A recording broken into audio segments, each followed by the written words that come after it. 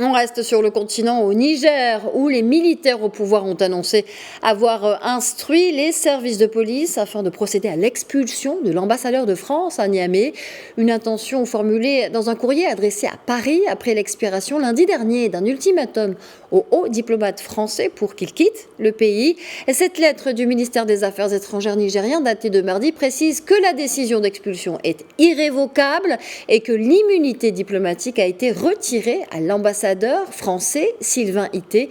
Le CNSP a par ailleurs annoncé hier soir la suspension de toutes les activités des organisations internationales, ONG et agences onusiennes dans les zones d'opération militaire en raison de la situation sécuritaire du moment. Et pour en savoir plus sur place à Niamey, nous rejoignons Jean-Djibril William, qui est le correspondant de Midi 1 TV au Niger. Bonjour Jean-Djibril.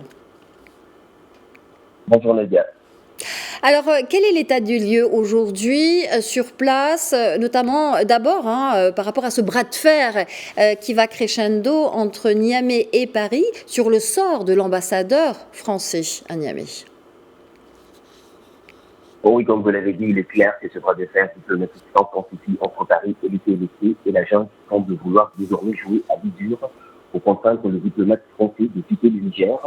Depuis quelques jours, plusieurs informations évoquent le fait que l'électricité et l'eau ne seraient plus disponibles au niveau de l'ambassade, ce qui reste difficile à vérifier.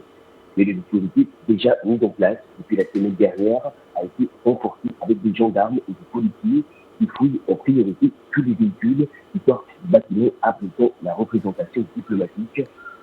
Pour l'heure, il se dit qu'une vingtaine de diplomates français seraient restés à Niamey et selon nos informations, il leur aurait été demandé de rester chez eux jusqu'à nouvel ordre.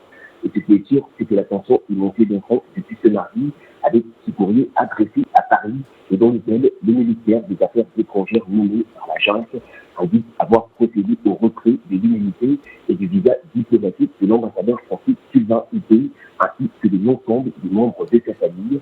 La même lettre indique également que les services de police ont été instruits afin de procéder à son expulsion. Peu de chances, toutefois, de voir ces forces de l'ordre pénétrer au sein de l'ambassade au risque de violer la Convention de Vienne qui en fait encore aujourd'hui une portion du territoire français. Néanmoins, cette situation fait en sorte que l'ambassadeur lui-même ne peut sortir des murs de sa représentation diplomatique.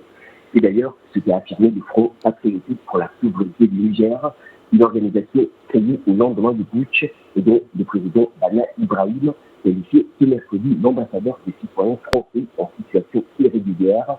Un citoyen français qui, selon lui, peut rester autant de temps qu'il voudra dans l'enceinte de son ambassade, mais qui, une fois sorti, devra être interpellé par les autorités policières. Néanmoins, pour ce mouvement et pour les partisans du coup d'État du 26 juillet, l'ambassadeur français n'est pas le seul samedi indésirable.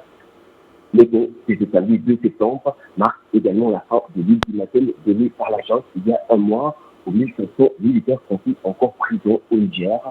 Et les appels à manifester se sont donc multipliés ces derniers jours. Une marche est d'ores et déjà prévue, suivie d'un sit-in aux abords de la base militaire française. D'accord. Et outre cette situation et cet ambassadeur français persona non grata sur le territoire nigérien, il y a cette proposition qui a été faite par le président du Nigeria pour une période de transition de 9 mois au Niger. Alors, c'est une première de la part du président Bola Tinubu. Est-ce que vous pouvez nous en parler, Jean-Djibril ? Oui, c'est effectivement la première fois qu'une durée pour une éventuelle transition est évoquée par un pays membre de la CEDEAO depuis le coup d'État du 26 juillet, utilisé par le président nigérian qui a reçu jeudi le Conseil suprême aux affaires islamiques du Nigeria, dirigé par le sultan de Sokoto, Mohamed Saad Aboubakar, qui, on le rappelle, avait dirigé la dernière mission de médiation de la CEDEAO, qui avait pu rencontrer et discuter avec les membres de la junte militaire au Niger. Et pour revenir à cette période de 9 mois, le président a voulu prendre en exemple la transition mise en œuvre dans son pays par le général Abdel Salami Aboubakar, qui avait hérité en 1998 d'un pouvoir militaire à la mort de son prédécesseur, le général Sani Abacha. Une durée qui, selon lui, devrait donc pouvoir suffire au Niger plutôt que les 3 ans évoqués par la junte militaire pour céder le pouvoir aux civils.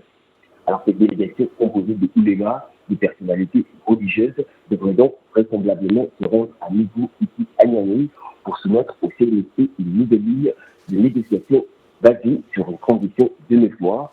Le président Bola Tinubu a d'ailleurs réitéré sa volonté d'épuiser tous les recours diplomatiques avant d'envisager une intervention militaire qui reste néanmoins d'actualité. Mais selon lui, les sanctions prononcées par la CEDEAO pourraient toutefois se voir allégées en cas d'ajustement positif du nouveau régime annuel. Jean-Djibril William, correspondant de Médien TV au Niger, merci d'avoir répondu à nos questions.